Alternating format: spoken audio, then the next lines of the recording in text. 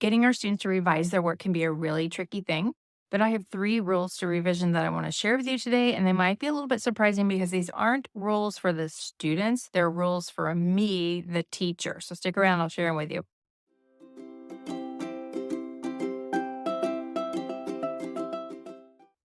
Hi, I'm Robin Mellum, children's book author with HarperCollins Disney Hyperion. I'm also a middle school teacher.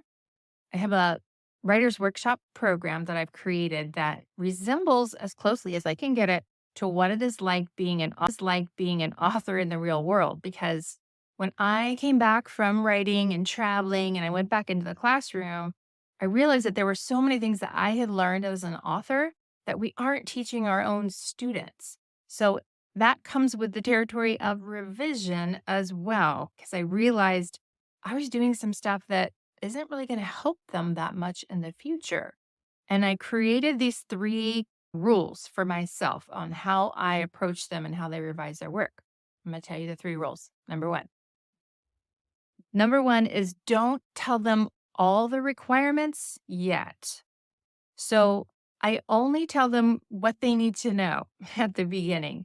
You need to do this and this and this. There are some things that I hold back and I don't tell them because I want them to put them in there later on. And this kind of resembles what it's like in the publishing world because my editor would often do the first round where we would do big picture editing. We would not edit lines and grammar and spelling and all that because in the end it would get rewritten anyway, so there was no point. So we would do chunks of editing with specific goals. So when they're writing the main thing that I want them to do, and then I hold back things like, okay, now today I want you to go in there and add one simile in one sentence that shows complexity that starts with a prepositional phrase, something like that. And they have to go back in there and add that in so they could strengthen their writing. But if I told them that from the beginning, it starts to feel too much and overwhelming and they'll forget it and they lose stamina and they lose steam and then they just don't do it. So I hold off on some of the things that I want them to layer in there. Now, the next rule has to do with how do students go back and fix their work versus peer editing and all of that? Rule number 2 is to teach them to be self-reliant. They have to learn how to edit their own work. It's just what happens in the world. And as much as we'd like to say, well, we could do peer editing and we could do this and stations and all that, we have to teach them the tricks on how to get their own work polished the best it can. So I have a couple of brain tricks that I want to show you on the screen. And what happens is if you notice, whenever you probably do your own writing, right? And you read it and you don't see your mistakes, even though they're sitting right there plain as day. But if somebody else gave you their work, you could easily spot some stuff in there. And our brain just kind of tends to auto-correct things just like our phones do, which is annoying. And it's annoying when our brains do it in our writing too. It's trying to fix things and we hear it and see it differently. So we have to trick the brain.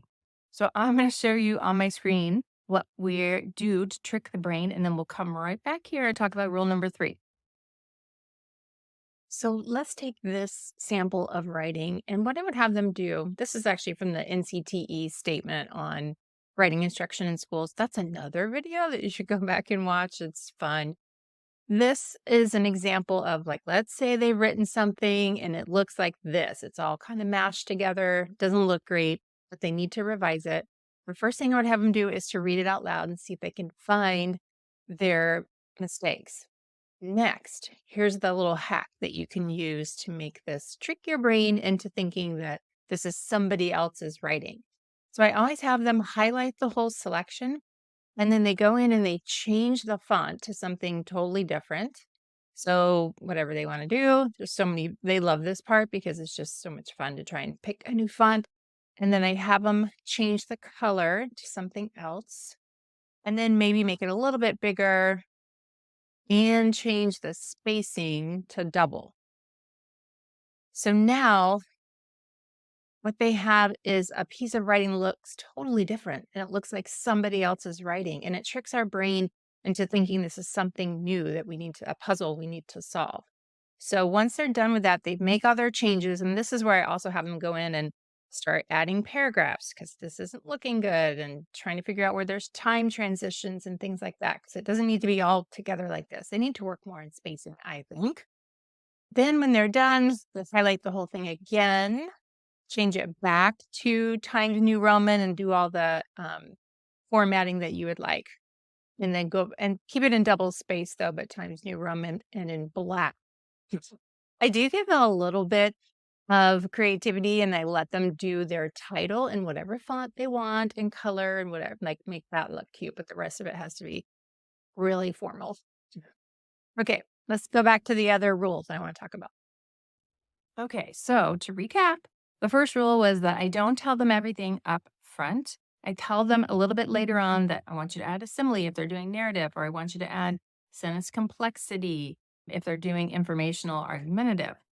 So then they move into, just like was on the screen, is they're going to read it out loud. And I did want to tell you that I have them go to different places in the room too, because the brain, it gets so used to where it is. If it's always sitting in this desk, it gets like really lazy and it starts to, again, autocorrect. So I let them sit along the wall, on the floor, under their desk, like wherever, and they read their story out loud. Then they do the changing of the color and the font and all that. And then they read it out loud again and they try and get it in as best shape as possible before they move on to the next step, which is peer editing. But I have a rule with peer editing as well. And that's rule number 3. It's the students who should ask for the help and the students who need to learn how to give support. So what I mean by that is I want them to not have their relationships hurt or damaged by this process of critiquing each other.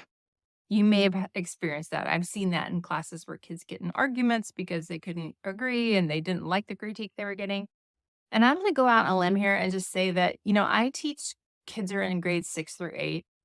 And I mean, I, as an adult, have been in critique groups and it is really hard. And so, like, developmentally, I don't even think they're ready to do critiquing of each other's work where it's just not something that they're not quite able to do that yet. It takes a long time to be able to encourage someone and help them along the way. I noticed that even with my son in high school when he was in AP English and he would have a critique partner, and it was very difficult for him to hear this from a friend of his. So I think maybe we should rethink how we do peer editing. I don't use checklists. I don't use like, here, make sure you go through all of these things with your peer. What I do say is go in there with their work, and the first thing I want you to do is count the periods. That's it. Because when they're doing an essay, they know minimum they're going to have whatever the outline is, like 9 sentences, 15 sentences, whatever it is. So they go through and they count periods and they put the number at the top. So then that person knows if they've done the required amount of writing. And then the next thing they do is read through it and they find diamonds, which is part of the writing program. So you're using your essay time as also writing trio time, where you're giving feedback and they're finding diamonds in each other's writing. Okay, so they have marked how many periods they have. They have pointed out their diamonds, the best part of their writing, because if we don't point out the best part of their writing, they won't do it again. We have to tell people what's working in order for them to keep doing that thing. So we have to create these situations where they're getting a lot of feedback as much as possible of what's working. They need to hear that. I need to hear that. You need to hear that. So it's really important. Now, from there, I would train the students to say, do you want some help? Do you want me to show you where there are some mistakes? And they can choose.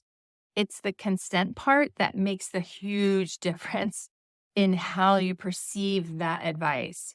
If someone says, do you want me to help you with your grammar and stuff? Yeah, you're way more open to whatever it is they have to say. If you don't want to hear it, you don't want to hear it because maybe you're in kind of like a bad place at that moment because you realize I only have 7 periods in here. I need to go and fix this. So they might need to go back and do some more work.